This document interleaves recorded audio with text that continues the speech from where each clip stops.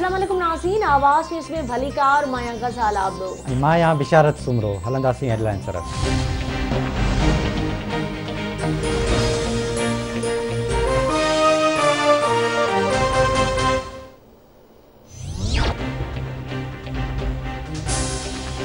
मचसानी खिलाफ हज़ारा बिरादरी जो कोयटा में लगल धरणो चौथी ॾींहुं भी जारी। पुरियतन जे वारसनि ऐं हुकूमती टीम में ॻाल्हियूं हिकु भेरो ॿीहर नाकाम।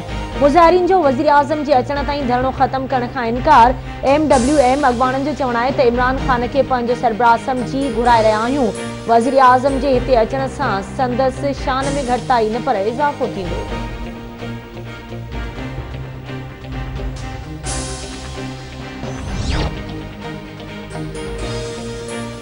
मच वाक़े खिलाफ़ इस्लामाबाद के डी चौक समेत मुल्क के मुख़्तलिफ़ शहरन में एहतजाज और धरणा जारी।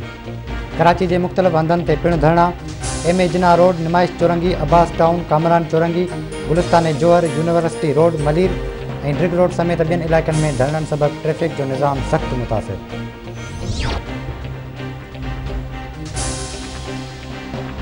बलोचिस्तान के वडे वज़ीर ॼाम कमाल चवाए त मच वाक़ियो तमाम वडो सान्यो आहे। सब ॾुखोयल आहियूं, धरणे वारनि सां ॻाल्हियूं कयूं वेंदियूं, पुरअमन माहौल बनाइण जी कोशिश कंदासीं। पाकिस्तान जा दुश्मन ॾफेड़ पैदा करण लाइ वाक़िया करे रहिया आहिनि। वफ़ाक़ी वज़ीर अली ज़ैदी जो चवणु आहे त मुल्क दुश्मन दहशतगर्दी पखेड़े रहिया आहिनि। वज़ीर आज़म सां ॻाल्हि थी आहे, उहो हिते ईंदो।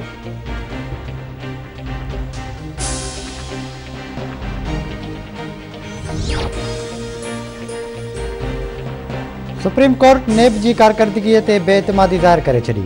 जस्टिस मोहम्मद अली मज़ार नकवी रिमार्क्स ॾिना आहिनि त नेब मुल्क सां छा करे रहियो आहे। कम नेब कंदो आहे, भोगणो सुप्रीम कोर्ट के पवे थो।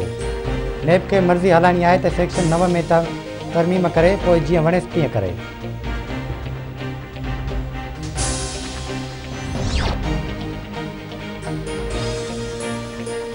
सिंध काबीना सक्सेशन सर्टिफिकेट बिल 2020 मंज़ूर करे वरितो। हाणे फौती शख्स जा पोयर सर्टिफिकेट लाइ अदालत बदिरां नादरा सां राब्तो करे सघंदा। काबीना मोटर व्हीकल ऑर्डिनेंस में तरमीम जी मंज़ूरी ॾेई छॾी। व्हीकल इंस्पेक्टर खे गाॾियुनि में लॻल CNG किट्स जे मुआयने जी इजाज़त हूंदी। ट्रांसपोर्ट खाते खे तरमीम जो ड्राफ्ट काबीना में पेश करण जी हिदायत।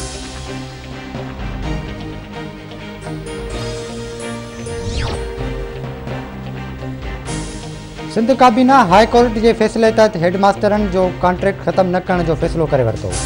हेडमास्टरन की सिलेक्शन वारो मामलो सिंध पब्लिक सर्विस कमीशन हवाले।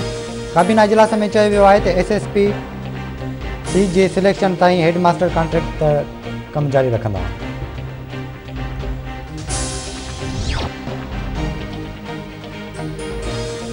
इस्लामाबाद की दहशतगर्दी रोड अदालत में उसामा सती कत्ल केस की ॿुधणी। अदालत गिरफ़्तार थियल 5 एहलकारनि जो 7 ॾींहनि जो जिस्मानी रिमांड मंज़ूर करे वरितो।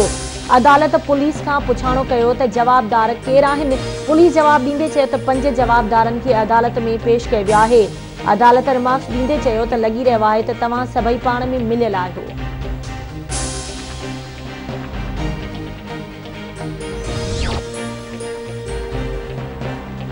सिंध के गवर्नर इमरान इस्माइल से रेलवे वाले वज़ीर एज़म खान स्वाती की मुलाकात। गॾियल दिलचस्पी मामलों ते ॻाल्हियूं। कराची सर्कुलर रेलवे के जदीद तर्ज़ तहत वधाइण ते हुकूमती कदमन जो जायज़ो वरितो वियो। ML1 मनसूबे ते अॻुभराई के हवाले से ॻाल्हियूं। गवर्नर जो चवणु आहे त हुकूमत क़ौमी इदारन में सुधारा यकीनी बणाए रही है।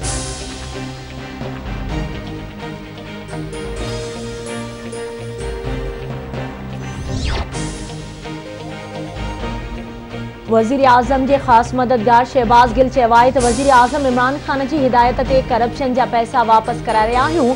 शहबाज शरीफ मेट्रो बस जो गैर कानूनी ठीको ॾिनो। शहबाज शरीफ के मनपसंद कंपनी मूं खिलाफ केस दाख़िल करायो। मूं शहबाज शरीफ की करप्शन के साम्हूं आंदो।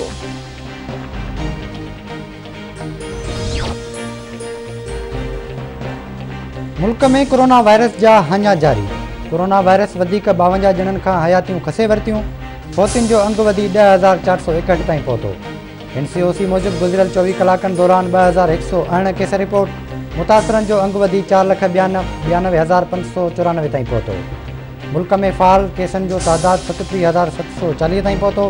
4,46,393 मरीज़ वायरस के शिकस्त ॾेई सिहतयाब।